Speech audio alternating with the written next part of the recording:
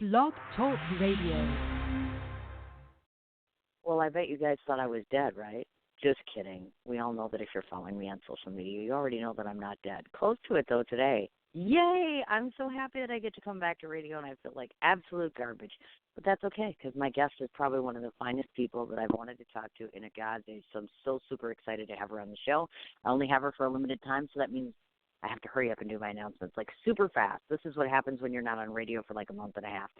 Let me get everybody caught up, and then we'll get Lydia on the line. So a couple different things. First of all, if you've submitted to my wonderful festival, Art is Alive, which is going on from August 8th to 11th, by the way, yes, I did make a change.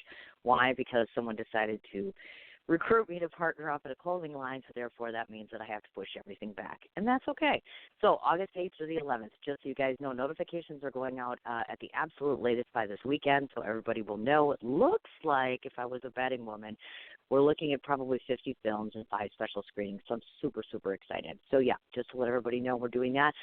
On the other hand, as you know, Michael and I founded this new festival called Bedford Falls Film Festival. And why? Because we're both huge fans of black and white movies, and we thought to ourselves, what the heck? When was the last time you went out and saw a good quality black and white film? Well, we're giving you an opportunity, if I could talk, to June 22nd, June 23rd, New York City. We are literally shopping for venues as we speak, and so we are looking for submissions of all types. Doesn't matter what the requirement is in terms of no length. I mean, it can be whatever length you want it to be. It has to be black and white is the criteria. We were looking at doing photography, but I think for this first year we'll just structure it on films alone. Flat-out rate of $25, end of submissions May 31st. So Bedford Falls Film Festival is the name. Go to Facebook because we currently have a social media page. Woohoo! So go ahead and check it out. Go ahead and then go over to Film Freeway and go ahead and send me submissions. If you know anybody who happened to do a black and white movie that I don't know about and you want to let me know, CIN4251@gmail.com, or go to my social media page, or just type in Cindy and last name Mich, and I think I'm like everywhere. I don't really know if I like that, but I am. Quick note, if you live in New York City anytime between now or you're visiting now till the end of the month, Ed Roman. Go to edroman.net. Ed Roman is one of my dearest friends. He's a Canadian musician. He's been to the show. He's one of my cohorts, and when I say cohorts, I mean one of my I don't have enough words for him. So in any case, edroman.net. He is in New York for the next 2 weeks playing music. That means he and I will be in a room together at some point in the next 2 weeks. But if you want to be in a room with him, go to edroman.net. As far as I know, his next public appearance is May 17th in Brooklyn. But go ahead, please do check the website out. Do support him. It's so important to support independent art, period, and in general. So go ahead and check him out. As far as the status on my movies, we are almost ready with, thank God, A Lifesaver. That's Michael's movie, not mine, but I directed it. We acted in it. In the final editing phase, I'm excited to have everybody take a peek at the trailer, which will be coming out soon. And 100 Looks of Love, as we may or may not know, is kind of sort of on hiatus for the moment. I know, right? I'm disappointed, too. Last thing before we get Lydia on the line, MG Frocks and Sin's Heartwarmers. MG Frocks, as you might know, is the partnership that I share with Michael in terms of the T-shirts. So we started out with one concept called Wall Wit, and we had the main shirt. Now we've got a children's line, and now we have an inspirational line. It's getting crazy, folks. And the next stop is, if I'm not mistaken, Times Square in June. So if you haven't checked out our shirts, please go ahead, go to the main website, which is www.mgfrocks.com, or go to social media and look at Sin's Heartwarmers, which is also a part of the entire shirt line, only it's just not as significant. That's what I always say, because I don't like all that attention and fuss, but please go ahead, check them out, spread the word, buy a T-shirt, buy 10 T-shirts, buy 1 T-shirt, or hell, if you can't afford to buy a T-shirt, just go ahead and share it, will you?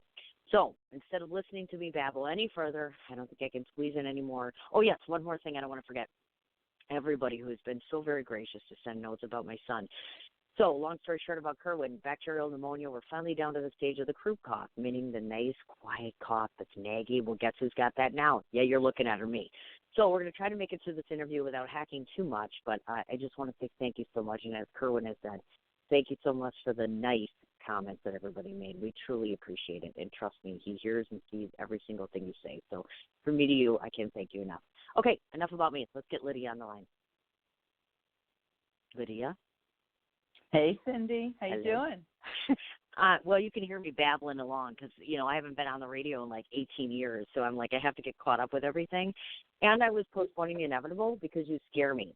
So I was afraid to talk to you. So I'm like, the longer I talk, Once I get you, I'll be less intimidated. But it didn't work. God, why I'm would still you be intimidated. Have you looked at you? Like, do you look at yourself? You are seriously badass looking. I'm like, just so you folks know, Lydia and I have never been in a room yet together. We've just been Facebook friends, and we know all the same people. We have never met formally, but I won't lie to you. Intimidating, intense, and intimidating. That's all I can say. Seriously. I'm not messing. I'm afraid. I'm literally afraid. It's true. It's true. I know you have a very soft side to you, and I, of course, as a journalist, I went behind your back and I asked people about, my guests and things.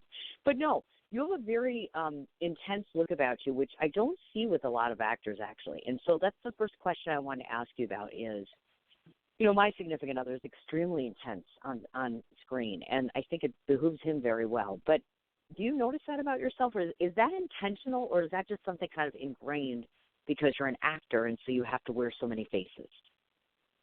I don't really know. I think it's just kind of how my physical makeup is, and maybe I just kind of have, bitchy resting face. And, I really don't know, because I am a driven woman, like that I have always gone after what I wanted, in my life. And, I grew up in a blue collar neighborhood, because I grew up outside of Buffalo in a steel town called Lackawanna. And, I was a bit of a tomboy when I grew up, and I don't know. I don't know why that would be, but I do feel like that I've been told that I'm direct and warm. Those have been traits that people have said to me. I'm direct. So yeah, but I'm warm. I love to laugh. And I do love comedy. So, yeah, but I guess, I do have an Italian personality. We love hard, we laugh hard, and maybe we yell hard. Oh, yes, absolutely. But no, that's quite the compliment. To tell you the truth, it's tough, I think. It's hard to, when you look at actors, I feel badly for you all, because you always have to be changing yourself, because you're in a room all the time where someone needs to be impressed with you for you to get a role. And that's a lot. It's very competitive. It can be very cutthroat sometimes, obviously. And you're right about the warm thing. If you guys get a second to go to her Instagram, oh, my God, you and your niece. I'm in love with that child. I don't even know her. Oh, yeah. You should see Lydia with her niece. Oh, my God. Tell us about the niece, because she's adorable. You were just dancing. No, you were at a swim party. That was it. You were just at a swim party with her. This is actually, this is my niece's daughter. So that is my great niece. I'm very close with my sister's children. My sister has 4 kids, and her oldest daughter, which is my godchild, this is her baby, and she just turned 5 years old, and Magdalene is just, the love of our lives. She has a baby brother. His name is Maxwell, and he's adorable also. But this was her 5th birthday had just passed, and yeah, I like to play with her, and I like to hang out with her. She's super fun. So we she's adorable. So I totally and her and I get her to take selfies with me all the time. So that and you do. It's adorable. Yeah, it was right before her swim party, and this is her 3rd party. Actually, yesterday I had them all at my house, and I made a meal, and we had a Wonder Woman party for her here yesterday. So the kid, on her 5th birthday, she had 4 parties. So it was kind of fun, man. But 2 of them I didn't get that's to. Awesome. Yeah. So she's So it's so much fun to have a great niece. I'm like. Because I used to play with my sister's children, too. When I was doing acting, I would do, because she has to get just a little bit older so that she could read better. But once she starts to read, I would play these like little acting games with the kids when they were little. They would read, from Dr. Seuss, and then I would throw at them, okay, do it like you're doing hip hop, okay, do it like you're rapping, or do it like an opera, do it.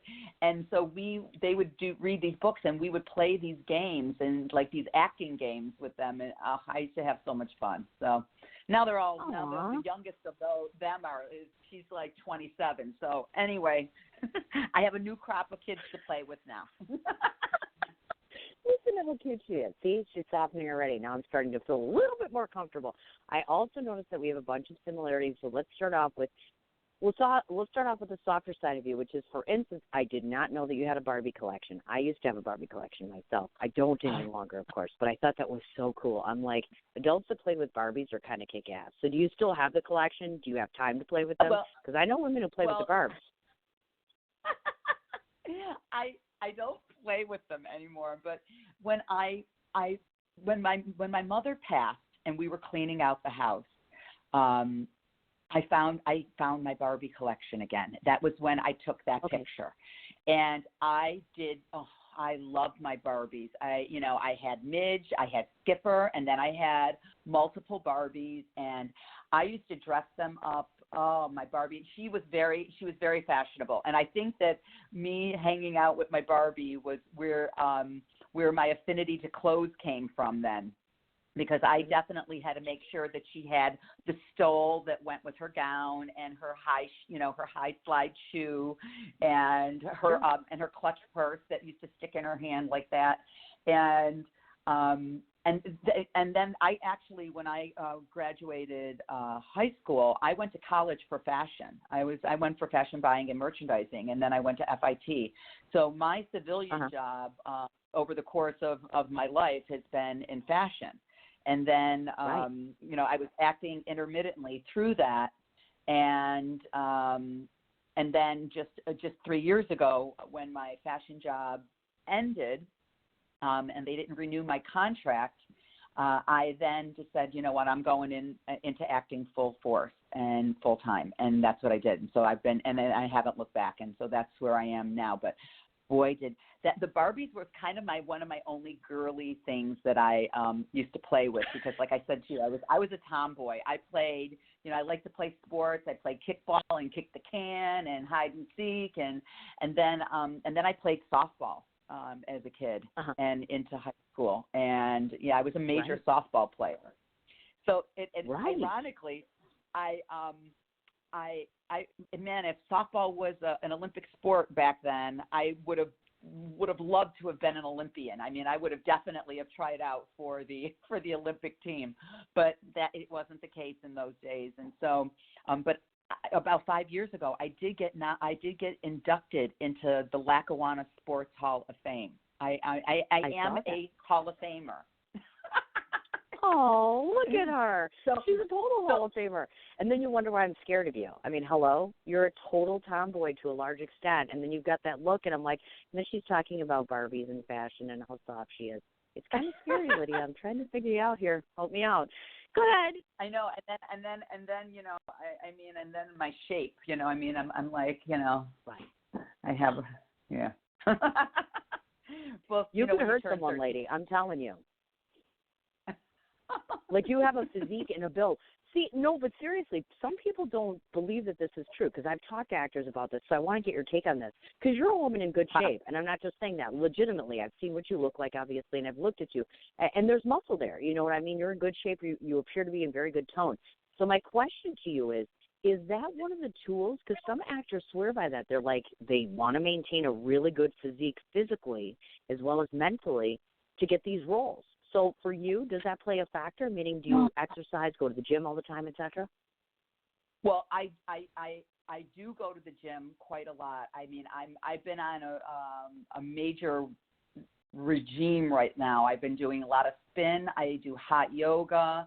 I do weight training and all different kinds of classes and stuff. So I work out a minimum of 5 days a week, go into 6. But most of that, I mean, this is how I had been my whole life, though. So it's not like I'm not doing more because I'm an actor. I'm just doing more because I have the time to do more.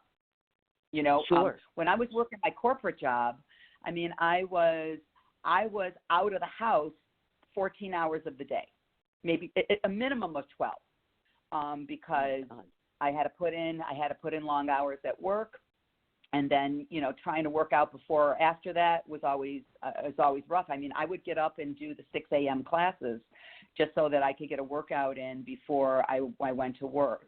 And Sure. But I do feel pressure, though, of trying to maintain a slimmer shape. You know, I mean, as I got older, I put on more weight than I normally was carrying, you know, like in my 30s. And recently I just put on a little weight because my dog has been very ill. And, you know, just the stress of that with him, you know, over the course of the last 6 months, I put on weight, and it's been very difficult to get it off. I mean, it's almost like you have to eat like a bird. And I'm like, oh my God. I mean, in the old days, man, you could just like, okay, so if you had like, you know, a wild weekend of eating and partying or whatever, you know, you could get back and knock that weight off, that, you know, those few pounds. I have been now struggling with trying to get 10 pounds off. And, you know, and it's like half a pound a week, and then the next week it's nothing. And you know, I know that it has to be the eating, because it's definitely not, I've been working out hard. So, but the eating has to be like so disciplined and so, you know, small. And, you know, and I feel like, and from working out, I feel like I eat like a guy, man. I'm hungry. So I am feeling a little pressure, though, to maintain a slimmer shape. And, you know, like when you do see yourself on film, I mean, you know, you do look heavier. So, yeah, so I mean, you know, but I'm trying to just accept that, you know what, this is it. This is what you're getting. This is who I am. And this is the character that I'm playing. Somebody who's weighing a little more than she should. Well, I'm here to tell you, like I said, I've looked at you quite a number of times, and you know, either you're hiding something or whatever have you, because I'm here to tell you, you look in really good shape, even on camera or even when you're just posting some of those pictures. Truly, you really do look wonderful. I mean, honestly, and it's refreshing to see a woman who's not 30 years old who's maintaining themselves, you know what I mean? And it's very, very clear to me, at least it is. And of course, coming across to your audience as well. I wanted to ask a quick question about the hot yoga. This is a Lydia quote, by the way, and I thought it was so cool because I thought I was the only one that goes on social media that clearly admits. She said, sometimes, you know, you cry at hot yoga. And I said to myself, girl, I cry walking down the damn street sometimes. I'm like, more power to you for admitting that. It's tough. I mean, it's hard. It's rough. You're not supposed to have all that emotion when you're a tough girl. Well, you know what, that is one of, I mean, I am a big softie. I do cry at happy things and at sad things.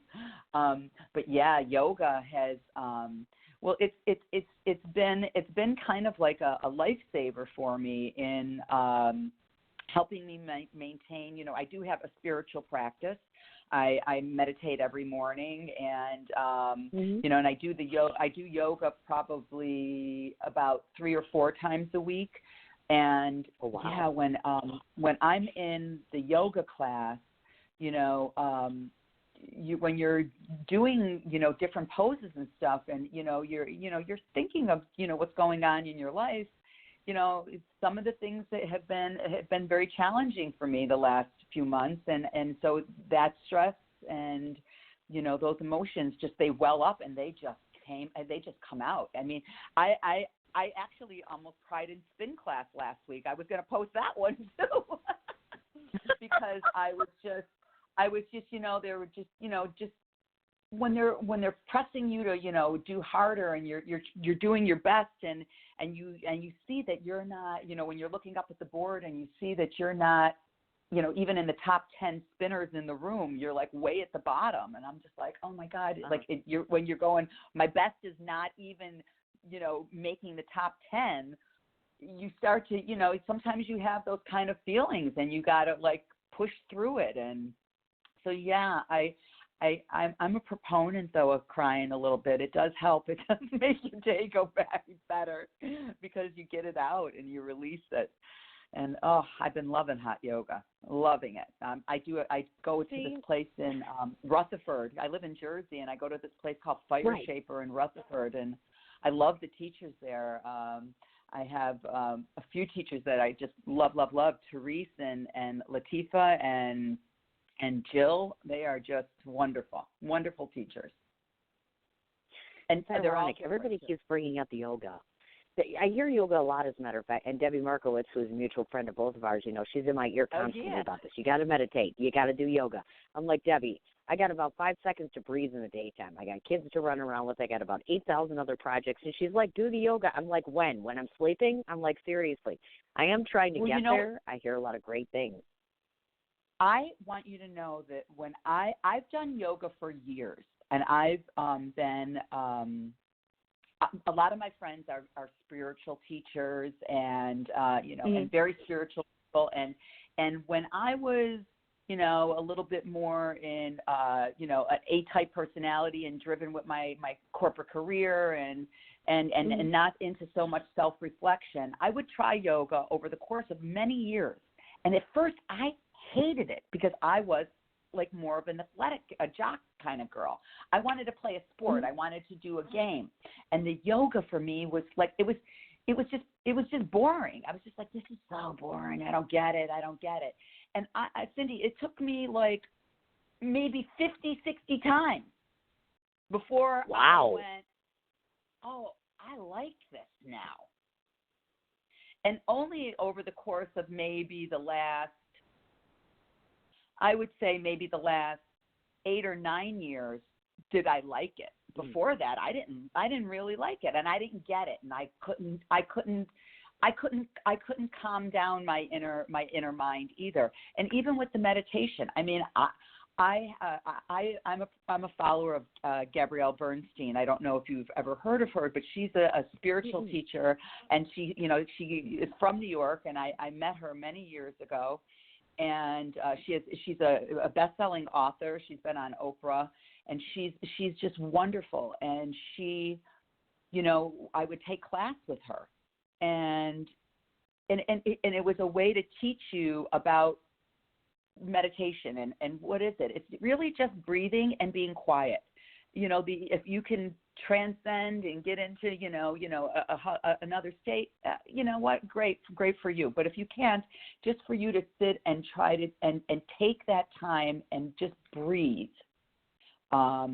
really helps put your day in perspective. And it teaches you that when things are going crazy, like you're having a crazy day and your challenges are being thrown at you and you're ready, to go off the deep end, that how do you get back to your center and how do you get back to yourself? And that's what Debbie was talking about. Just try it. Some days I don't get to meditate for more than 5 minutes in the morning, but at least I do the 5 minutes, Normally I like to do, 20 minutes or so in the morning. And if I can't get it, then I'll just do the 5 minutes. I do it and I try to just do it wherever. Sometimes I have to do it on the bus on the way into the city. Sometimes I do it on the train. Sometimes I would do it when I was walking my dog. And then at other times I actually get to sit in my meditation space and actually, do my meditation. So, right. But look at that. Yeah. So yoga became an acquired taste. It wasn't an initial love. And that is neat to hear. That's good to hear. Yeah, because you didn't have to, but I would go and I'd go with my friends and I would just be like, oh, I'm not getting this, Even a Pilates class I felt was better to me than that. But now I'm like, now I get it. And, you don't have to necessarily be, a yogini and follow, all the practices of yoga, but just being a spiritual person and just, going, it's just making you be in the present moment, right here, right now, like as if we're, like we're talking, right? We're here right now. Right. And this is the moment. Right.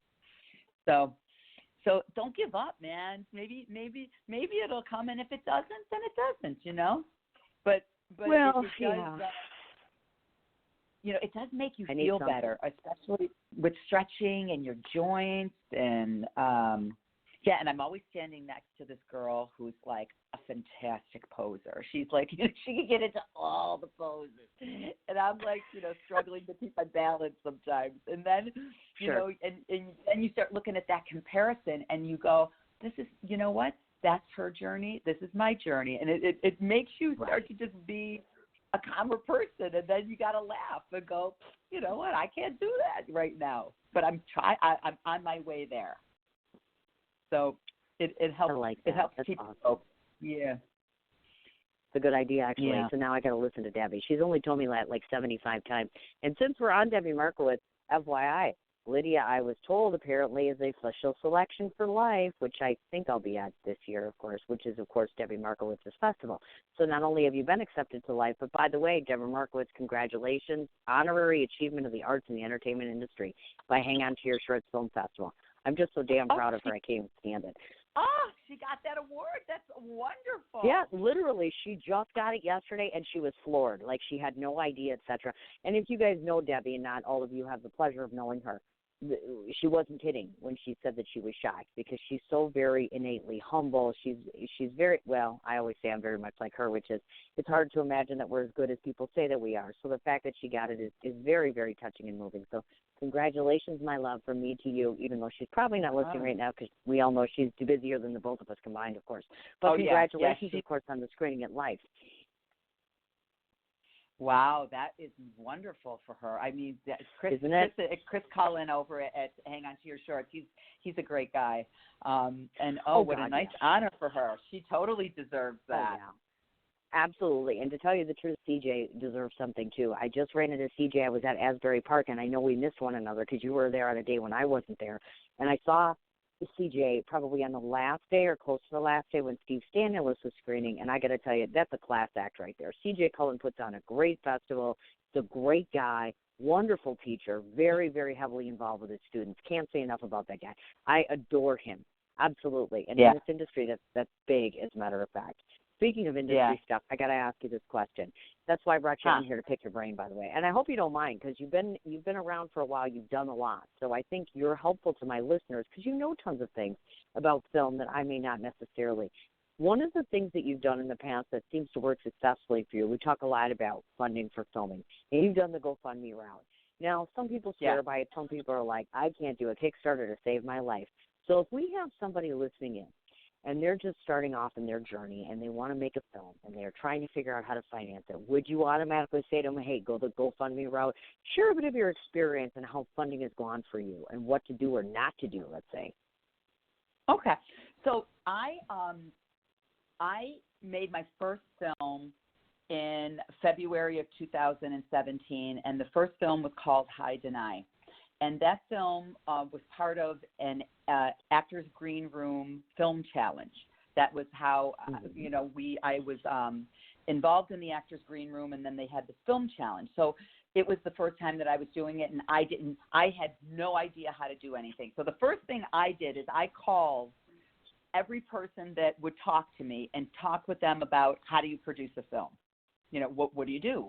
How do you start? Where do you go? And so, just reaching out to people and picking their brain for information was so very helpful to me. And everybody was very generous in their knowledge and how they supported giving me information, because that information then became power. So that was the first thing I did, is I talked to people who made films and found out, how did you do it and how do you become a producer? Because, I ran a website and a catalog in fashion, but I never ran a movie set, or I don't even know who the players were. Who do you put on a crew? What do you need? All these things were, totally foreign to me. So that was the first thing I did. Then I did go the crowdfunding route because the initial film, I knew it was going to cost us about $2,500 to make. And, we were having the actors also contributed to the cost of the film. And, then they had received associate producer credits for that. for their monetary contribution. So that was a way to help fund the film too, that we were putting in some of our own personal money. But then to finish off the funding, I did do a GoFundMe page, and I picked that one because that was one of the easiest sites to go on and to understand how to get the funding, and how you got paid the funding.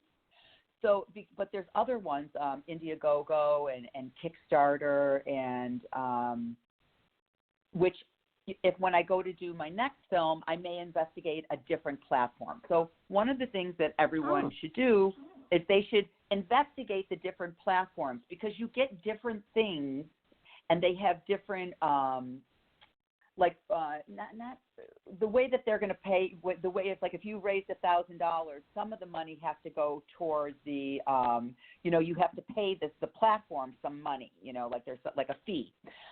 So there's different, and then they have different thresholds. Like if you reach your goal, you can proceed with the funding and things like that. So there's different things that you need to investigate with each of the different platforms. So GoFundMe was one of the easiest ones, where there really wasn't, whatever you raised was yours. They had a certain fee that you had to pay to the site, which was an easy fee. And it was easy for me to get when the money came in, when people paid for the money in, and then how you took the money out. So there was the mechanics of the sites, right? The other thing is that, you should, the way that you write your profile for your film, there's even a science to that on how do you, talk about the film that you're trying to raise money for. And then there is a way that when you are actually, advertising your fundraising, that, how you hit people up on Facebook, how you should be approaching them, your email base. There's different ways to do that, so that people get excited about the project and they want to contribute to it, because you realize that, people realize that they're giving money to you on something that they're not going to see anything back other than the film, right? They're not receiving any kind of compensation for, investing in your film, other than the goodness of their heart, and that they want to support you and they want to support your project. So it's kind of hard in the beginning to ask people for money, It's kind of hard, and I initially felt a little funny, going and asking people to help support art and your film, but you believe in your project. You believe in what you're putting out there. You believe in what you want to do. And so that made it easier. And, when you're excited about what you're doing, other people become excited about it too. And so it was actually a really gratifying experience to actually go and do the fundraising. And so for the first film that I did, we did make our 100%. For the second film I did, we were a little short on when we had done the fundraising, when I had done the fundraising for it. And then, I had to figure out how I was going to come up with the rest of that money. And then I had to, I put in my own personal funds to do that, to make the film. And so, you kind of beg, borrow, and steal until you get your money there. I don't think I stole anything though, but I did definitely beg, and then I worked to make money to be able to fund the film.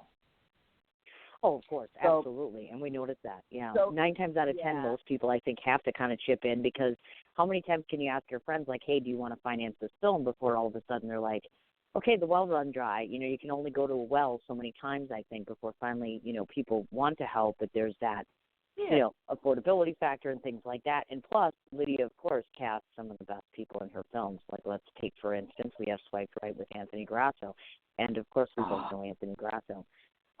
who's and I don't even have enough. I mean, that's a whole show, which we've done a whole show with him, by the way. But I mean, casting is huge. Locations are obviously another factor here. But the other question I want to ask about your filmmaking, you of course run Bella Fiore Productions, of course. So what's nice about having a production company is you can produce the sorts of materials that you want. So my question to you is, and I won't lie, I'm a pretty blunt girl like yourself, and from the standpoint of I kind of call a spade. So we both work in the same industry, of course. So when it comes to not only being an actor who is also producing films, etc., it's tough in this industry. Females, of course, and males, we all want to be on that same level. Sadly, but that's not quite the case. So do you ever find yourself frustrated or frazzled sometimes being in an industry and making a mark for yourself from the female perspective? Because I talk to a lot of women and teach a lot of women who get very frustrated and don't want to get into the industry on that side because it's very competitive, again, just like with acting. What are your experiences like as a producer? And moreover, would you encourage somebody to formulate their own production company? Because it's a lot of work. I mean, it's a lot of dedication. Well, from a woman in business perspective, I have never felt intimidated. And that just is just, and I have to tell you, it stems from me working in fashion. I worked in an industry where many of the top positions were held by men, and and I grew up through those eras, through those decades, and then in my fashion job, I had risen to a very high level position. I was a senior vice president running a $250,000 brand website and catalog, and and there were men who controlled some of the top positions, but then there were also women. So I have not really felt intimidated by it, but I have felt the inequality of it at times. There's definitely been that. Now and then because of the kind of positions that I held within fashion, once I started working as a producer, I didn't really have any of the feelings of male female with any of the people that I had worked with. I mean, I've worked with a lot of females, but I also work with males, and I have not felt that disparity or anything with working with my male counterparts, and I haven't felt discriminated against being a female. I think that if you are a hard worker and you have a creative ability and talent, and you know how you want to express it and you want to collaborate with people, I think that me just knowing how to be a team player has always been to my advantage, and being female, I've always felt that's a non-entity. So right now I have not felt anything different in being a female producer at all. I mean, I haven't really experienced anything yet. Now, mind you, I'm still on my journey, and I'm going to be working in bigger ponds, right? So the ponds are getting bigger. Right now, we're on the independent film festival circuit.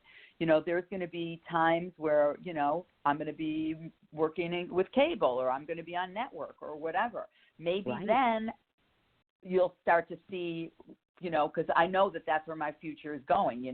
Something is going to be happening with, either a feature film that I'm writing, or, I'm moving ahead. I would love to, be on have my own TV show. I would love to be able to, work on network TV. All of those things. At this moment, I'm not feeling it, but I don't know if I'm in different arenas, if that's going to be a different case. So I would never discourage a woman, because it's just if you have a sense of yourself, then nobody can take that away from you. Nobody can take that away. Even if they don't agree, even if they put you down, you could look at them and go, "That's your opinion. That's your opinion. I know what my opinion is, and I'm going to still go forward with it. And I'm going to go forward with what I want to do. And whether you would like to join me or kibosh me, I'm still going to do what I want to do. And I have had to work that way all the time, and so easily navigating with the boys. Oh gosh, listen to this. Isn't she lovely? Oh my gosh, I'm so not afraid of you as much anymore. This is awesome. Okay, so I'm going to flip over to this. I feel bad, Cindy. You're not supposed to be afraid of me. Stop. Okay. You know what? When we get to the end of the interview, you'll find out that it's actually a compliment. So I'm kind of leaving you here, but you'll see at the very end. I want to flip over to a little lighter side of things here, because I found three more interesting things about her. So, most actors, of course, have a resume. So I've looked at her bio and her resume, and I noticed that she listed a bunch of different skills. Now, I'm a highly intelligent woman, but I ain't going to lie to you. These three things didn't make any sense to me. Actually, they were quite cute. So I'm like, I'm going to make Lydia talk about these three skills in particular. Out of all the skills she has, I pinpointed these three. First of all, I seriously want to know how you do these three. A Tina Turner dance impression.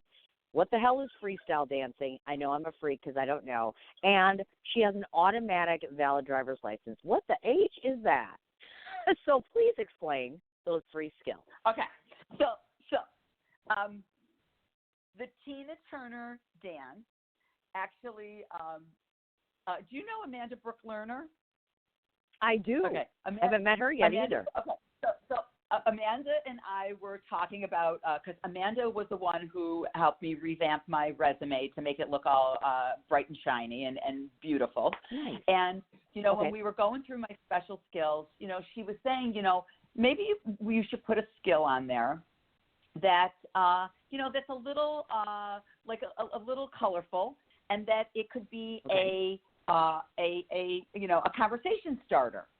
And I said, okay. And so the only other thing that I had was I could do spit bubbles, but it isn't a talent that I could do always on the spot, because I don't always have the right consistency of saliva in my mouth to do it. Like it has to be perfect conditions. So I couldn't put spit bubbles. And I had just been in a theater production where it was kind of like a Tony and Tina's type of thing, where it was improv and scripted, and it was called The Housewives of Sea Caucus. And in this show, we did a dance to one of the women would sing the Tina Turner song, So I was kind of like the dancer of the group. And so I would always, I helped with the choreography and helped teach the girls the steps. And even though I was not a formally trained dancer, I mean, I trained in dance up until college, but I didn't pursue that as a career. I couldn't, I can't really, I could do light Broadway steps, So, but there was this, I always wanted to do the Brazilian butt dance. And so when Tina Turner would shake her ass, I could totally do the da da da da da da da da da da, from Proud Mary, and so I could do that dance. So if you need me, if you ever have a TV show, I will do it for you, so you could see it. Oh my God! All right. The other question was my valid driver's license for standard and automatic means I could drive a stick shift. Really? Are you there? Yeah, so I could drive a car. I drive a regular car. But when I moved to New York City, and I was here a couple of years already, I moved to New Jersey, and my girlfriend, I didn't have a car at the time. I had a car when I was home in Buffalo, but I didn't have a car when I got to New York. So she had a car, and we were living in the suburbs in Jersey, in Belleville, and she had a stick shift. And I go, well, I don't know how to drive a stick shift. So I learned how to drive a stick shift, and then I only drove a stick shift. That's all I drove up until like only maybe 5 years ago did I finally stop driving a stick shift. But I love driving I love driving a stick shift. Oh my gosh. And what was the last thing? That's freestyle dancing. Freestyle dancing. Freestyle. I'm like, what the H is that? No, what is that's that? just like grooving, girl. That's just freestyle. Just No, I don't. Regular dancing. So freestyle, like it would be if you were saying you could hip hop dance, then you could actually do, like the Running Man and what's now the floss or any of those. I can't really do that. I'm more like the funk. I could dance the funk. Okay, I get it. I'm like, okay, because I'm looking at this and I'm thinking, what the heck is she talking about, by the way? I also know for a fact that she can cook till the day is long, so she says. Oh, so I'm curious if if we just showed up at your doorstep and I'd be like, okay, Lydia, what are you going to cook for us? What's your specialty? Like, what's your go-to thing? Like, I'm badass at cooking. When it comes to that. Being Italian, I have a lot of Italian things that I cook really, really, really good. But last night, I made for my nieces. She had a Wonder Woman party, and she requested certain foods. So I made homemade mac and cheese last night, and I made chicken Milanese, which I think that last night's chicken Milanese can be considered restaurant quality because it was superb. I made the best chicken Milanese last night of my life. But I'm I can make several different kinds of pasta dishes. That's like what I love to cook. And then I make like this skirt steak, which is a friend's recipe. My girlfriend Lillian's husband, his name is Angel, so I call it Angel skirt steak. And it's it's just easy grilling.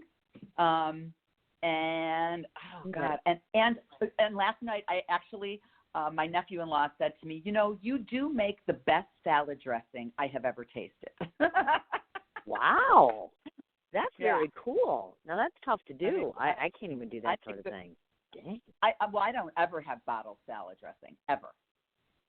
I only make homemade. Really? I make a salad and I make the dressing. That's how it is. There's no bottled. I've never used bottled salad dressing. Oh, my God, that's so cool.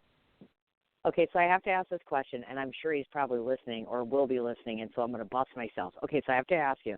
So my significant other is an Italian, and he eats very well. Now, I won't lie to you. I eat like garbage, and he's constantly saying to me, okay, you know what, honey, I want you to eat something healthy. So if there was an Italian meal that I can make that's remotely healthy, not 100%, but something remotely healthy that's kind of old school Italian, you know what I mean?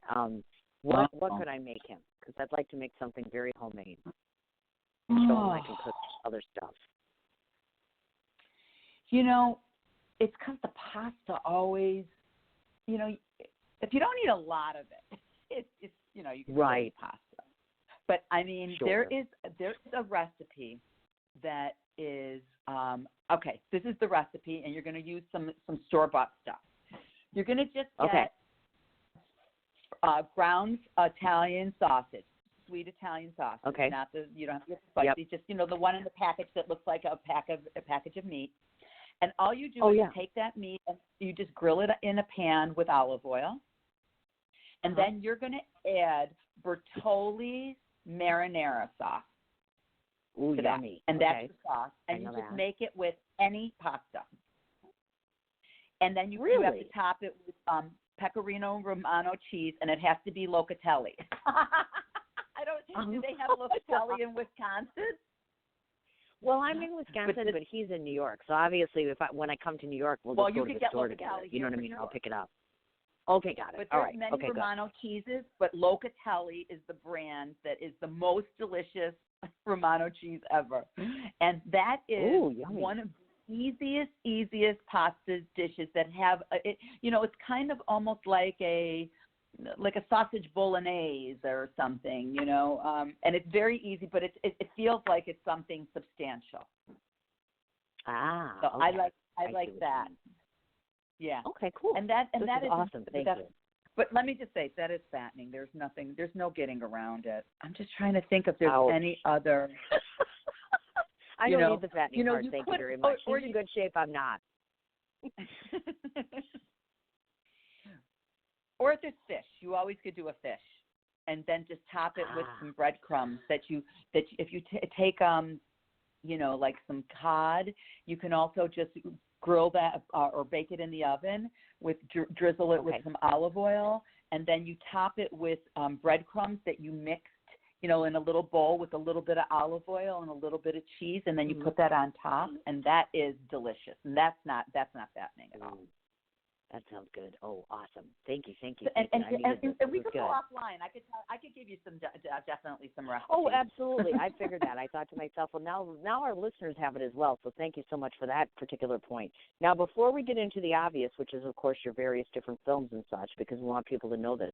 One of the things now that we've talked about financing film a bit is, of course, obviously you have had some training, you've had some education. I saw the Lee Strasberg Institute, which we can't talk enough about. But most of my listeners may or may not be familiar with the Actors Green Room, or obviously, of course, the actor training you did. Oh my God, two of my favorites, Kate Tuckerman and Natalie Roy. I have not met either one. I've spoken to them, but I haven't met them yet. So talk a bit, again, this is for our listening audience, of course, because I either have existing actors or people that want to get into acting.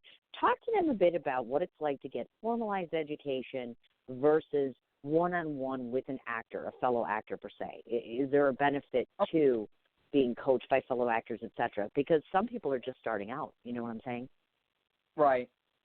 So when I was getting back, when I had told you I left my corporate job, and I was sitting there going, what am I going to do? And I go, I want to get back into acting. And I started reaching out to friends saying, who should I go to? Where can I take a class? Because want to jump back into this. So I actually went to Susan Batson. And she was she is, I love this woman. This woman is, she is a spectacular human being and coach. And I fell in love with her the minute I walked into that studio. And I then was intensely taking classes there with Susan and some of the other teachers there for about 3 months intensely. Like almost daily, I was taking classes, different types of classes, because I needed to get my acting chops back in order. I needed to understand, where to get my motivation from. I needed to remember how to break down a script. I needed to be able to understand how to access my emotions. I needed to be able to understand, how a scene is structured again, and how do you take a character and from, this character background that you now have put together, how does that character come into the scene, and all of these things. And I did that with Susan Batson. From there, I then discovered the Actors Green Room, because once I started auditioning, I was taking classes for about a month, and then I started auditioning, and I started booking jobs right away, which was quite, spectacular for me. I was so happy that I was starting to work, and so I started booking a lot of jobs, one after another. And what then was happening is I didn't know I didn't know how to navigate the business of acting. You know what I mean? Like, now I was getting jobs, and I'm getting on set, and I'm getting the experience of acting, but I didn't understand the business of acting. Like, how do I perceive myself as a brand? How is this brand going to, what kind of jobs can this brand get? What type of work should I be going after? How am I going to understand how to do the audition process? Because the audition process is step one of the job. You have to know how to audition, or if you don't know how to audition, you're not going to get work. So I then found myself at the Actors Green Room with Jen Rudolph, and what a thank God I landed there, and from there started learning the art of auditioning. And then that's where I met, and then I started taking classes. And my first class I took, one of the first major classes I took, which was a 5 or 6 week course I took with Kay Tuckerman. And what a powerhouse Miss Kay is. She is so. She has a method of teaching and a method of approaching acting, and she's just wonderful. And then by going to the Actors Green Room, that's when I had met Natalie Roy. because she was doing this class called Create, which was basically a spiritual class for actors. And her and Kristen Hange were doing this class called Create, and that's where I met Natalie.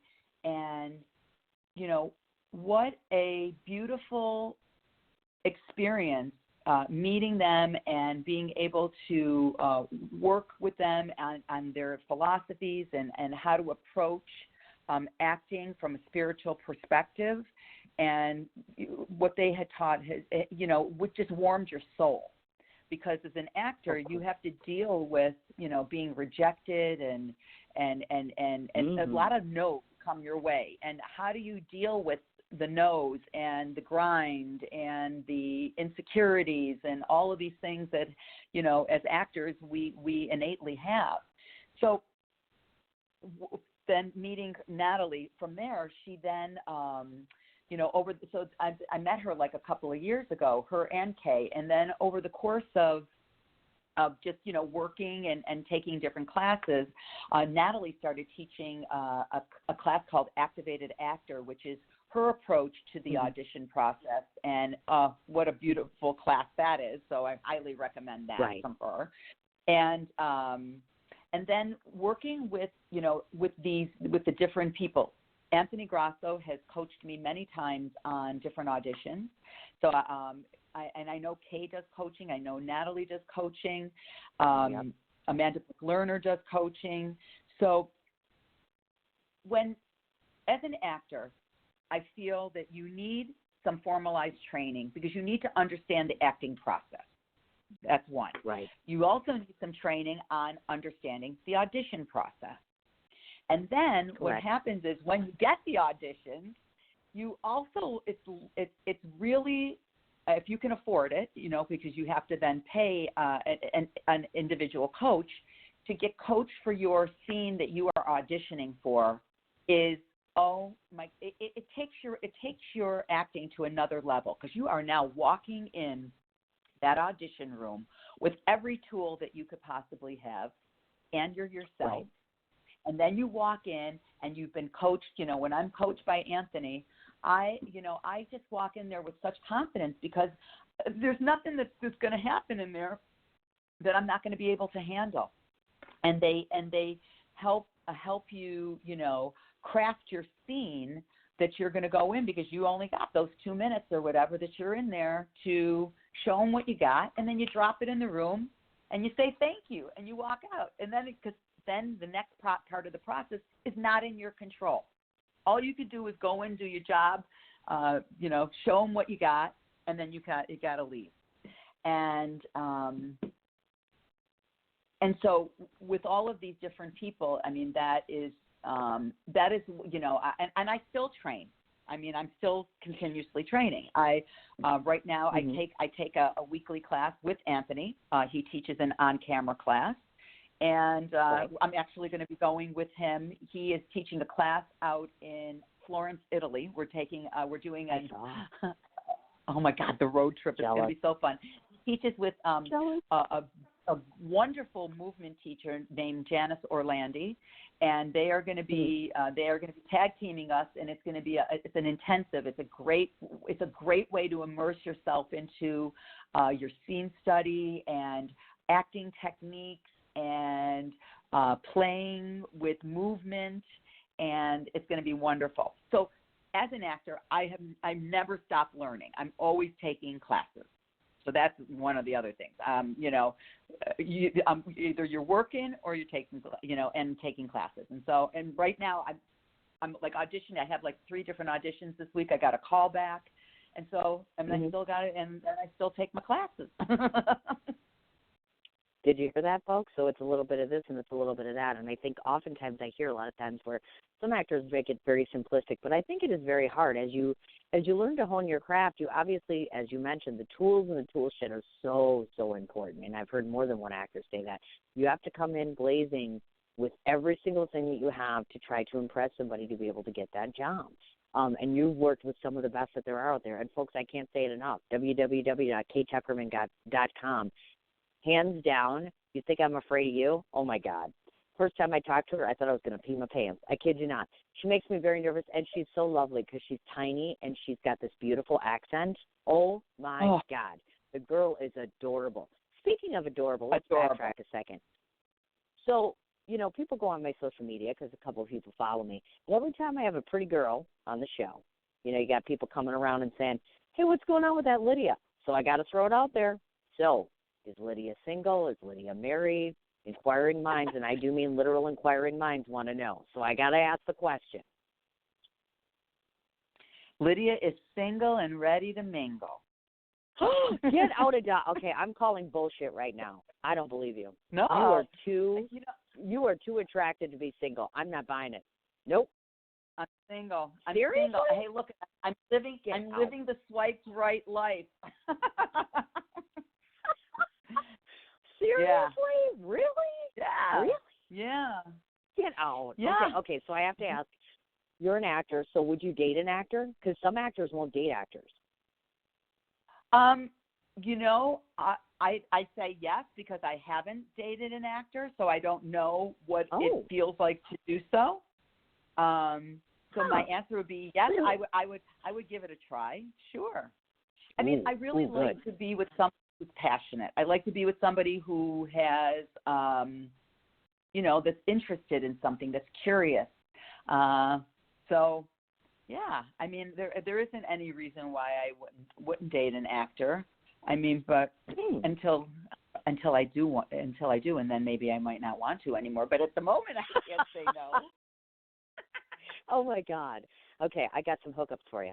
Speaking of which, that was a nice intro, though, to the swipe right thing. So let's talk about that. To those of you that don't know, obviously, Anthony Robert Grasso is in this film, obviously, along with others. It's called Swipe Right. Oh, my God, it's taken the circuit by storm. I got to say this. So two of my favorite lines from this film, and let me just be honest about it. I mean, what film wouldn't you want to go see? First of all, when she talks about a good old-fashioned groping and grinding. Oh, my God, that cracks me up. And you are one of the few people I've ever heard use the term a do-over. I've done that. I've literally said, can we just do a do-over real quick? Because there's something to be said about do-overs.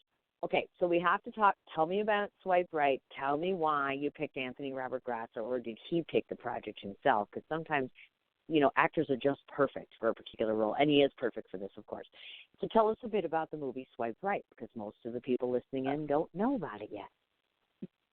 Well, so this film actually was the second film that I produced, and I had written a script about a bad Tinder date. And it's, you know, with some personal experience here.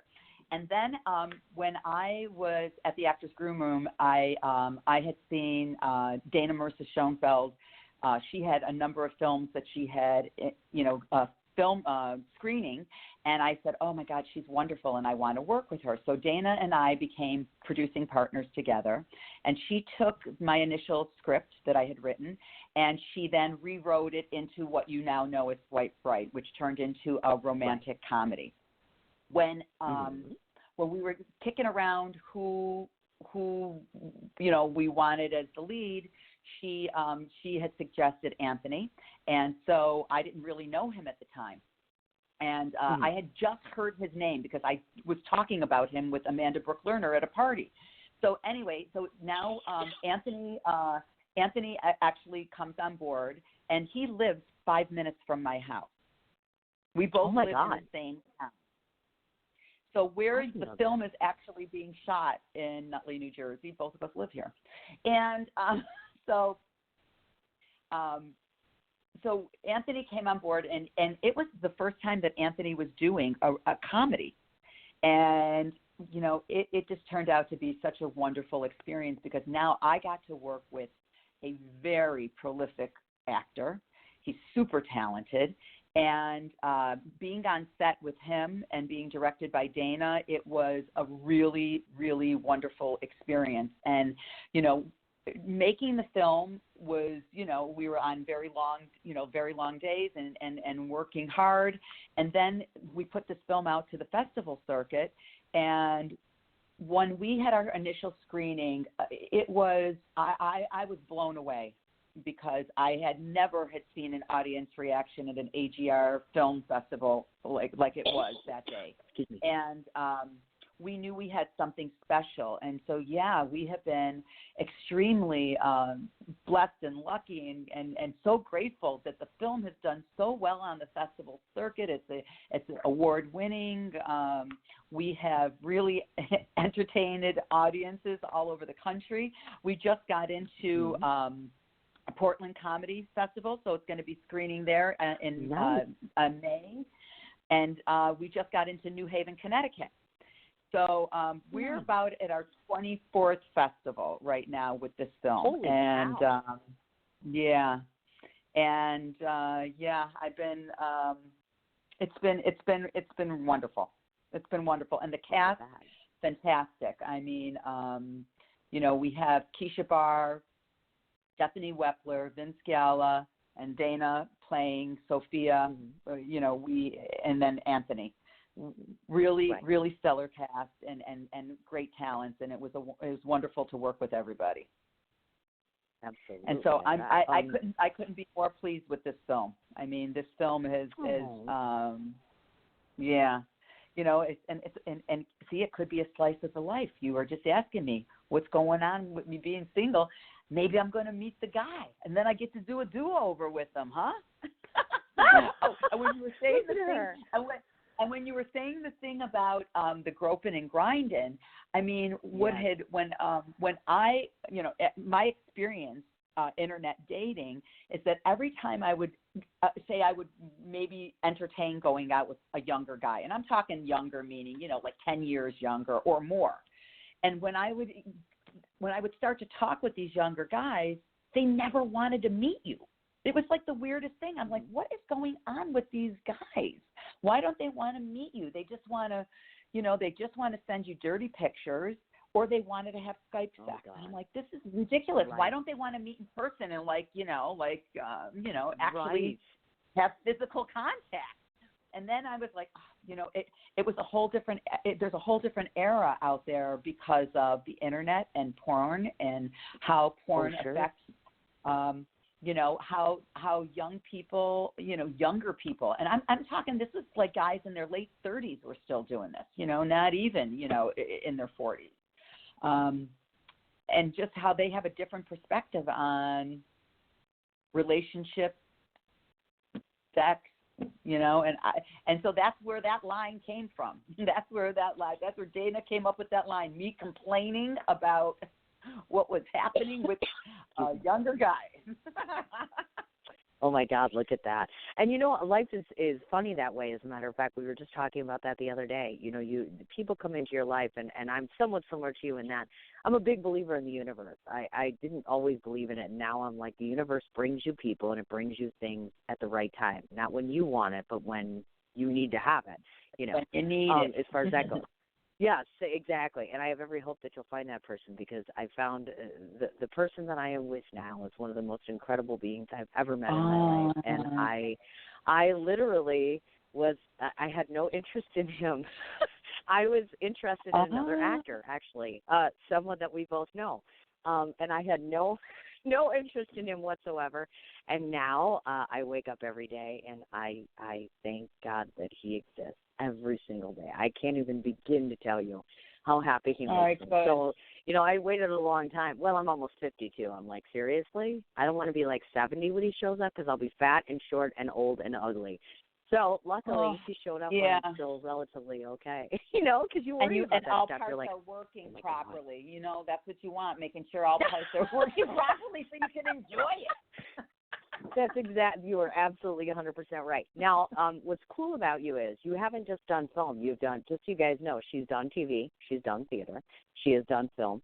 Obviously, of course, you were in Famous Land, and Famous Land happened to be a film that was in my film festival last year, which is, of course, ended up winning, which was wonderful. And then, of course, you did the film Damaged, of course, which I want to talk about that a little bit, because sadly, Sarah wants to wait and hold off, so she's not screening it at my festival this year. But I want you to tell the folks about Damage, because this particular role I love the fact she plays this, oh my gosh, well, you can talk about your own character, but what I loved about that role in particular is you could see the agony. You just radiate just the level of angst and agitation and horror. You can just feel it pumping through your veins. But tell them a bit about Damage and where you're at with that film at this point, because I wanted to get an update from Sarah. So maybe you know something I don't?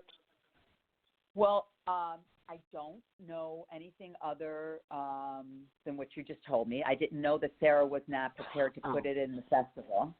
So, but I do know because I'm the director on that film. So, usually, with a film, the producers control how the film is then going out to the world. So as the director, and it was wonderful because, again, this was an opportunity that came to me through the AGR Film Challenge. And I was able, this is my directorial debut on film. I mean, I had directed, years ago, I directed one act, for the theater, but I had never directed a film. And I was a little apprehensive because I had to direct the film. It was tough material because it was very dramatic material, and I was also one of the lead actors in it. So not only did I have to direct, I had to direct myself, and I was like, how the heck do you do this? So I was talking to people saying, help me, I need to understand this process.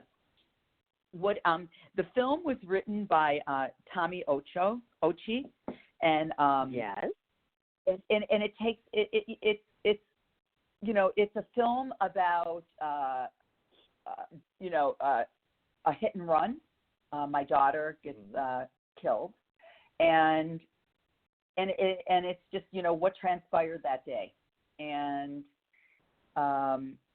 it was a hard film to have to do, and production wise it was freezing, and we had a lot of outdoor shots. Oh goodness! So, oh gosh! So this film, I mean, I'm really proud because this film did get into Life Film Festival, and it is going to be with Debbie's Film Festival, and I'm really proud that I was able to be a part of it, and to have one of my films that I directed, my first film that I ever directed, to make it into a film festival was, it's really a wonderful feeling, to feel that, sense of accomplishment, because absolutely, definitely. I know, and Swipe Right, like I said, and Swipe Right's still out there, and I'm going to be making some other films too. They're coming up, so I was just going to mention that. Yeah, I'm getting. I've already done a first draft of another short film that I wanted to do. And I talked with my friend, he's a director, Miguel Garzon Martinez. He's awesome. He's also done directed many films, and he just directed Anthony and him just wrote a film together called The Long Commute, and that film is actually going to be coming out. So him and I were talking about my this film that I wrote because I needed a little help in constructing the story. And he gave me wonderful advice. So this is why it's nice that you have friends that you can talk to and bounce off ideas and help you and help you with your creative process because that's what it's about, like trying to figure out, trying to navigate things and figuring things out, and and talking and working with people is the best way to do it, Oh, yes, I agree 100%. And that's why I was so bummed. I was ready to screen it, as a matter of fact, and then she missed the deadline, and I offered to show it as a special screening, but she wanted to compete. So I'm like, you know what, I completely understand. It's not, it's not like I'm going anywhere, so you can go ahead and screen it down the line. I also have to ask you this because there's another similarity. Now, a lot of the people that I oftentimes interview and I friend happen to be not only Real Housewives, but mob wives. So how interesting is this that you've done Lorraine Russo's Family Diaries and Housewives of Secaucus, if I can speak. How funny is that? You are so adorable. You are so adorable in these characters. So oh my God, how did this happen? I mean, was it I have to tell you that, okay, I am such a fan of Andy Cohen and the whole Real Housewives franchise. I watched most of the Housewives shows. And, as an actor, I'm not supposed to admit that I like reality TV, but I do love Bravo, and I do love Andy Cohen, and I do love those darn shows. So needless to say, when I got Housewives of Sea Caucus, I was loving it because we were a bunch of mob wives trying to we're doing a fundraiser to get our friends out of being incarcerated. And I got to play Carla Paloy, and it was great. Yeah. So that was the theater piece, and that was awesome. And then I was able, it was kind of a fluke falling into Lorraine Russo's Family Diaries because I was really a super fan of mob wives also. And and while I was acting, I heard I was with Susan Batson, and there was rumor that Harvey Weinstein was going to be producing a mob wives movie. And I was just like, I need to get in on this. So this is, back. So we're talking a few years ago. This is obviously before the scandal with him and everything. So anyway, in the meantime, I get cast as Lorraine Russo in Lorraine Russo's Family Diaries, written and produced and directed by Joe Ralco. And he is this phenomenal writer, young guy. He's only like 24 years old. So he's this young guy from Staten Island, and his parents are cops, and they live, in the area where all the women live, and this is the Staten Island life. And so when he had the idea of doing a show about a mob wife who wants to get on the show Mob Wives, I was like, I'm in on this, or I'm so in. And what a fantastic experience that was. I mean, we shot 2 seasons, doing all sorts of things. And let me tell you, being able to play that character, because she said whatever the hell she wanted to say, that was like one of my most fun acting experiences to date. Was playing Lorraine. So I have to ask, because you just admitted. So you have to tell me which one is your favorite, as far as if you had to pick a Real Housewife where you're like, oh my God, I want to meet them, or I want to hang with them, or I want to see them. Who would it be? One of the housewives? Yeah. Okay, well. I know, right? I there's so many. There are so many I like a lot. But when we were just in Pasadena, I dragged Miguel, because he had a film in the festival also. That was the director that I was talking about earlier, and I dragged Miguel, and we went to Stir, because I wanted to experience where Lisa Vanderpump had oh my God. Restaurant. So I don't. I love Lisa Vanderpump, but I mean, gosh, really, there's so many. I don't know who I would say I would want to hang out with. I mean, who would I hang with? I mean, is it Beverly Hills? Is it the OC? Is it the ladies from New York? Is it would I go to the Countess's cabaret show? Is it Sonia Morgan? There's so many. I mean, and then we got the Jersey. Oh my God. We got Teresa, and we got oh God, why can't I think of her sister's name? Not oh, do you mean Melissa Gorga, or are you referring to? Actually, I want you to know that I go to spin class, and her store is right across the street from my spin class, where I go to spin class. So I've gone into envy. Oh my God! Listen to you. How funny are you? That is too cute. And okay. What? I was just gonna say to you. You know who you remind me of? And she's been on my show before she passed. Do you remember Big Ange? Oh yeah. Big Ange. We actually used to go to Drunken Monkey and drink with Big Ange when she was alive, because that was her bar, of course. Yeah. And to meet her was that was a huge. You remind me of a younger version of her, kind of that girl that takes no shit, that says what she thinks. Oh, she was, oh my God, she was the most real person I've ever met from a reality show, because I'm sure you know, of course, that a lot of these are very conjectured and very, very pumped Right. up, etc. But she was the real deal. I mean, she was the real girl, 100% like you couldn't get. I just was so tickled pink when I saw these roles that you were playing, and I'm thinking, she's got to be a closet reality type girl, because I'm like, seriously? Nobody would play that role better. I'm like, you were perfectly cast for those. It's so awesome. Now, if people want to check either one of these out, these are available online or not? Because I know you've got clips, but I mean, like, if they want to watch the full Family Diaries, you can watch that online, right? Well, Lorraine Russo's Family Diaries, you can watch it on YouTube. It's available, both seasons, season 1 and 2. It's Lorraine Russo's Family Diaries. And but for any of the films are not online because, number one, the Swiped Right is still on the festival circuit.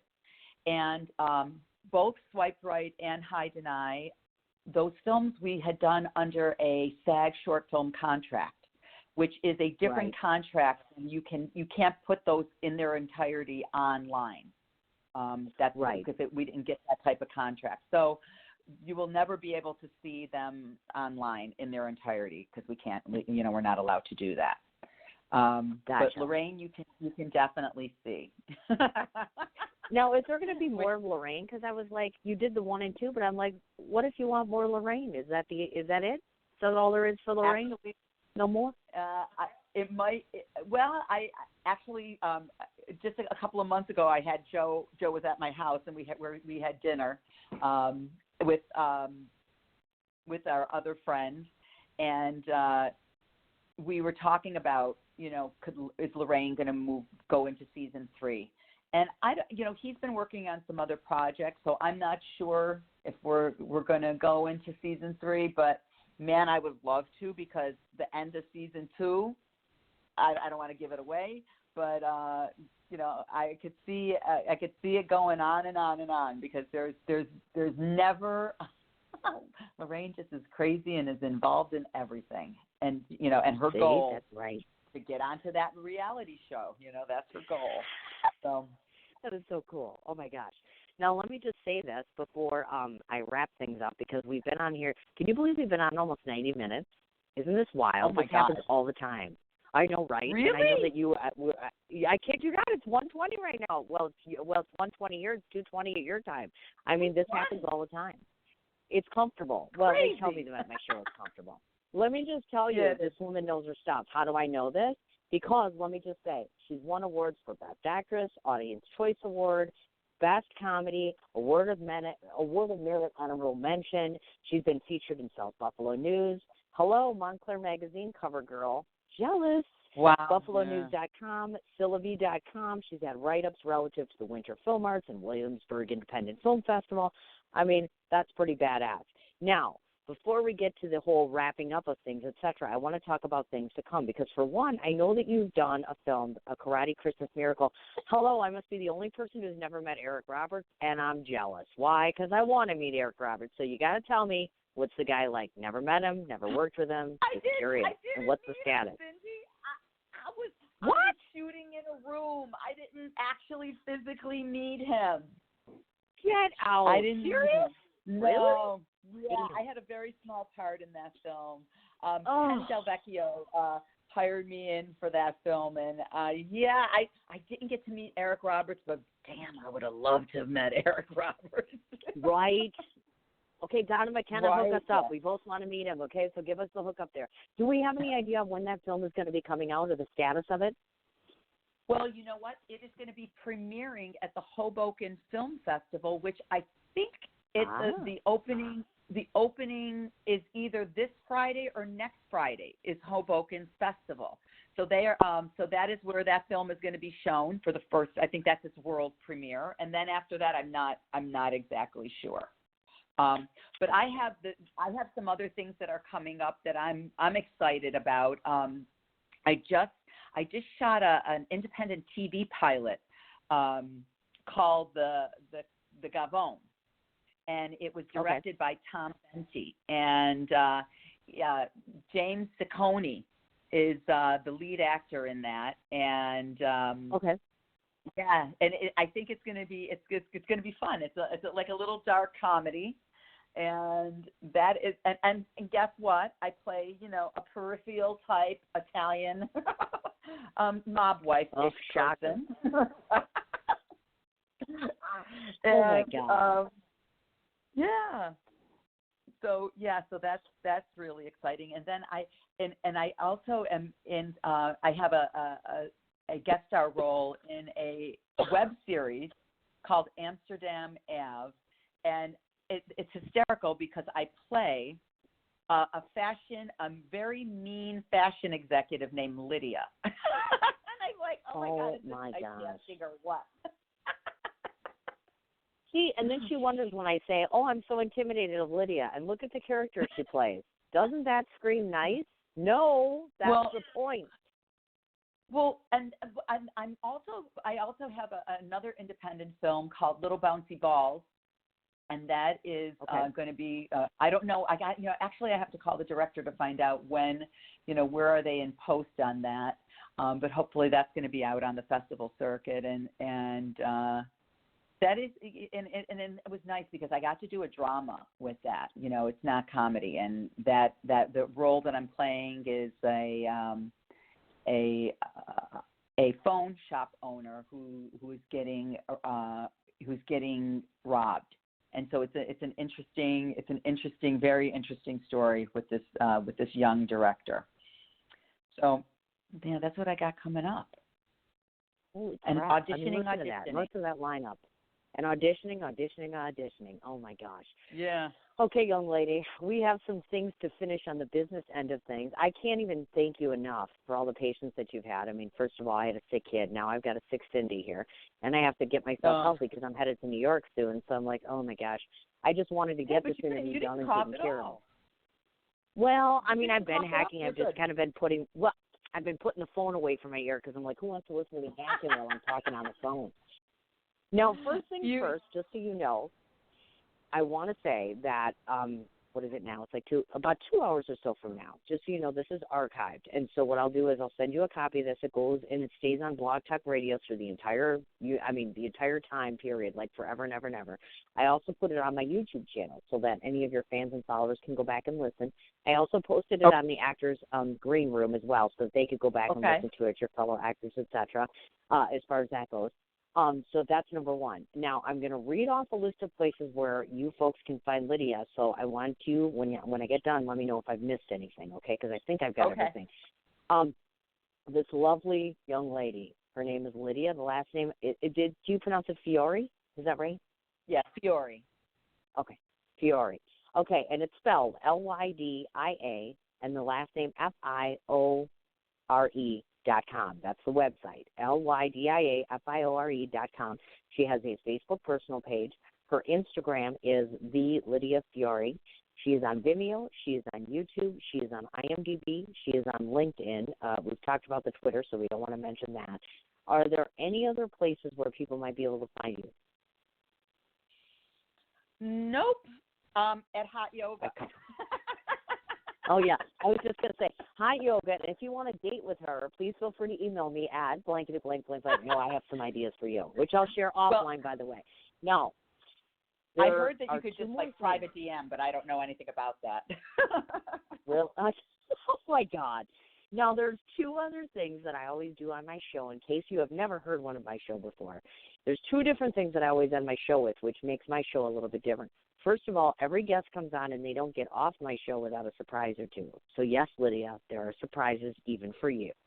So, let's start off with the surprises, and then at the very end of the show, I get to tell you what I think of you. And the reason I do that is because I am a fellow writer myself, and one of the only things that I don't write, I write up all my scripts for my show. This is not written. So anything that I say to you and what I think of you is unscripted, and there's a reason for that, because it's straight from me to you, and there's no real technical writing to it. It's exactly how I feel. And I think it's important that the audience hears that. But let's start with the surprises, because those are fun.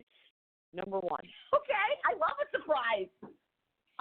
Why am I thinking that you're just standing there jumping up and down right now in those cute little outfits you wear? I can see it right now. Number one, as I'm sure you might have expected, I am disappointed, of course, that I cannot show one of your films. And ironically, as it turns out, I'm actually doing programming for the 2019 Art is Alive Film Festival this week, as a matter of fact. So it occurred to me that perhaps if I couldn't show one of your films, then maybe if I asked you really nicely that I could add Swipe Right as a special screening for this year's Film Fest. Oh. When is the festival? It's August 8th through the 11th this year. Oh, 8? Oh. I think that's possible. Yes. Okay, do you want to think about it and get back to me? You can think about it. But, yes, I would love to be able to show. I would check with Dana, but, I would say yes, right. That's definitely, yeah. Okay, so that's number one. Number two, because I know that both you and I share an affinity for the Real Housewives, and luckily for me, I happen to be friends with a good majority of them. So I thought to myself, you have your choice. Margaret from the Real Housewives of New Jersey is a friend of mine. I just got to friend a couple of the New York City housewives recently. So I was wondering the next time that I go out and I have lunch or I go to an actual event where they're going to be, if you'd like to go with me and meet one of them. I would totally love that. Margaret, and I have so much in common because Margaret is looks and fashion. Margaret is adorable. And you know who I just met? Do you watch The Real Housewives of Potomac? Michael and I just met her, Ashley Darby. I don't know if you watched them or not. They just premiered last night. As a matter of fact, she's the gal who's now pregnant. We just met her a few weeks ago. Very, very nice woman. Very nice. You know what? I wasn't able to get Potomac into my repertoire. Really? Because I watch so many of the other ones, and then I have to watch real TV too. I mean, Game of Thrones is, I have to watch Game of Thrones. I have to watch real TV too. Oh my gosh! Okay. I mean, it's. Yeah, but I don't know Potomac. But yes, I would love to do. I would love to meet. I would love to meet you, Cindy. I can't wait to meet you in person. Oh, they're wonderful. Well, and meeting me is one thing, but meeting the housewives is a whole other thing. And they're so much fun. In fact, when we were on Vegas recently, did you know that Lisa Vanderpump opened up a place inside Caesar's Palace? You know that, right? She's got another location. Yes, I heard that. You should see it. It's breathtaking. Oh, it's breathtaking. We were standing feet away from it. Absolutely adorable. Beautiful picture of her in the front, et cetera, or even better, let's say, I'm saying it right now, let's try to get Lisa Vanderpump on the show. I could probably get her on the show. You want to co-host then? Because I know you like her. How about that? You think you could do that? That would be fun, too. Just throwing that out there. Yeah. Well, she's. I've heard many good things about her. I've spoken to her cousin, so I've been meaning to get her on here. But, there's only so many days in the week, and I can only have so many shows, and it can't be all Real Housewives. But for you, Lydia, we'll make it happen. And more importantly, surprise number 3. Wow, 3? So get ready. I know, right? Welcome to my world. When you have a life where I've been doing radio 9 years, you get to know everybody. These are just things I can do. It's just nice things that you should do, shouldn't you? But most importantly, I'm kind of addicted to Lorraine Russo. So here's my thought. And you will be responsible for collaborating. If you say yes, I'll leave it to you to partner me up with the responsible person who created this. One of the things you may not know is at the end of this year, and I've been working on this for over a year, is I'm going to literally launch my own independent streaming network. That means I'll have a collage of independent films, talk shows, including this particular show, children's programming, web series, new media, etc. So I was wondering if there'd be any interest of streaming your show on my network at the end of this year. And if so, you mean Lorraine the right person. Yes, literally. Wow. Like taking that show and being able to offer it on my network. I would like that very much because I like it. I think that Joe would be very interested in that. And actually, he works on Blue Bloods. That's his civilian job. And I'm going to be possibly having lunch with him. I'm going to be having lunch with him soon, like within the next week or two. Oh, cool. So I will totally get in touch with him. I'm sure he would definitely entertain it. I don't know, what his position is with, how he's moving the project forward or anything, but I will totally pass this along. That would be awesome. Absolutely. I mean, worst thing he says is no. All I can do is ask, obviously, but I was like, okay, fine. But I wanted to throw the surprises out there. And now, lastly, I get to tell you what I think of you because I've kept you long enough and I feel badly. But you know what? I don't feel bad because I've had a wonderful time. And I'm even an inch closer to not being afraid of you. So this is good. So by the time I actually do see you, then maybe I won't be afraid anymore because I'm still kind of freaked out. So these are my impressions of Lydia, and this is more so for you and my listening audience because I want them to get a sense of who you are. So I've known for some time that I've wanted to interview Lydia, and I know this because I kept seeing her name pop up among mutual friends all the time. And then I started off by saying to myself, well, who the hell is this Lydia girl? So I started looking at pictures and doing what a journalist typically does, which is we creep on you well before you know that we exist. So I started checking her out, and it's exactly what I said it was, which is I was scared to death of her. Not so much because of the fact that that resting bitch face that she talked so much about. In fact, it was quite the opposite. Usually when one woman kind of sniffs out another woman of significance, it's intimidating to them, and that's exactly what it is. So when I say that I'm afraid of you, it's in a very, very loving, very kind way. There are women that stand out in this industry for certain things, and you stand out for different reasons. First of all, you appear to be a very no-nonsense, very niche sort of girl. What that means is that once you plop yourself into a particular project, it doesn't seem to matter what the subject matter is because you can sensationally slip right into a role without being asked twice. That's a gift that not every actor has. Number two, as I said in the description of the write-up, you can go from making someone being jolly to jittery in about 3.2 seconds. When you get pissed off or you lose your temper or you're fiery or furious on stage, it just resonates with an entire audience. I talk a lot about actors who effectuate emotion. I don't always need people that do, but you can make people feel something, and that's in a very finite way. That in and of itself is another gift. Third of all, I would venture to guess if I was one of your best friends, underneath those pretty little eyes that look very kind of intimidating, so to speak, or as I mentioned, intense, what you would probably find is that very soft heart with a very soft touch. I imagine that you probably have cried a few more tears than you would like. I would also imagine that you probably have the biggest gift to give the people around you. You seem to have a very soft heart. You seem to have a very giving and gracious personality. You are also one of those actors, it seems to be a quality lately, are very, very humble. In fact, probably too humble.